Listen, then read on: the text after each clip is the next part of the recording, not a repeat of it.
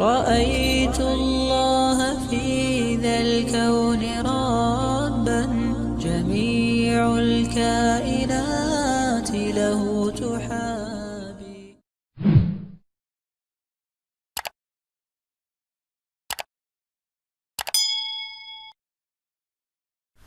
بسم الله الرحمن الرحيم. الحمد لله رب العالمين، وصلى الله وسلم على نبينا محمد وعلى آله وصحبه أجمعين. أهلا وسهلا بكم إخواني الأعزاء متتبعي قناة نيوز تكنولوجي. في هذا الدرس إن شاء الله سأريكم طريقة الغسيل العملي بالماكينة بروند انتيلكت. اليوم إن شاء الله سنستخدم البرنامج كوتو إيكونوميك. أول شيء إخواني الأعزاء سنقوم بوضع الصابون السائل كما ترون هنا.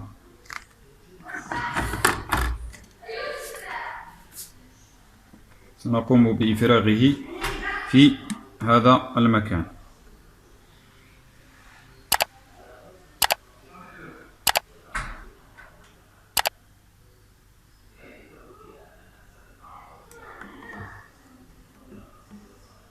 إذن قمنا بإفراغ الصابون السائل كما ترون، ثم سنقوم بغلقه.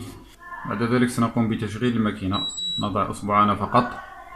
ثم الآن سنقوم باختيار هذا البرنامج كوتو إيكونوميك من هذا الزر كما ترون، يعني هذا الضوء في الكوتو إيكونوميك. من هنا ستختار الحرارة إما أن تختار 40 أو 60 في هذا البرنامج كوتو إيكونوميك. الحرارة فقط في 40 أو 60. ثم بعد ذلك سنضغط على التشغيل. قبل ذلك تضع الملابس، تضعين الملابس في مكانها. في هذا البرنامج تحمل 7 كيلو، يتحمل 7 كيلو هذا البرنامج. في الدرس القادم إن شاء الله سأريكم كل برنامج وما هو عدد الكيلوات التي يتحملها، وأيضا توقيت كل برنامج. في هذا البرنامج إخواني الأعزاء لا يمكنكم استخدام بقية الأزرار هنا، فقط يمكنكم استخدام هذين الزرين، هذا وهذا. إما أن تقوم بتعطين الملابس في الماء، في حوض الماء، تتركها في حوض الماء بعد الغسيل، وإما أن تقوم لا تعصر الملابس. إذا نضغط على تشغيل هنا.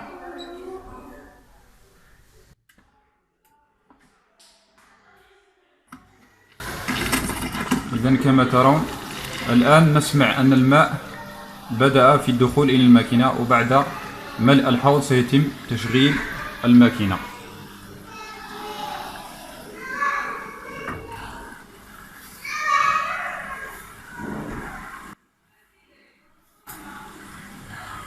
والآن بدأت كما ترون الماكينة في العمل. مدة هذا البرنامج 1 و55 دقيقة، 3 ساعات.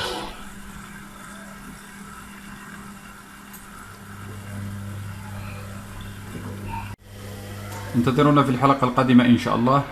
سأقوم بشرح كما قلت لكم جميع الأوقات الخاصة بهذه البرامج، كل برنامج والوقت المخصص له. كما أيضا سأتكلم عن درجات الحرارة الخاصة بكل برنامج، والوقت الذي يستغرقه، والعدد الكيلوات اللي يحملها كل برنامج أو يتحملها كل برنامج. فانتظروا هذه الحلقة إن شاء الله. لا تنسوا الاشتراك في القناة وتفعيل زر الجرس ومشاركة الحلقة وترك أي سؤال أو استفسار أسفل الفيديو. شكرا لكم والسلام عليكم ورحمة الله وبركاته.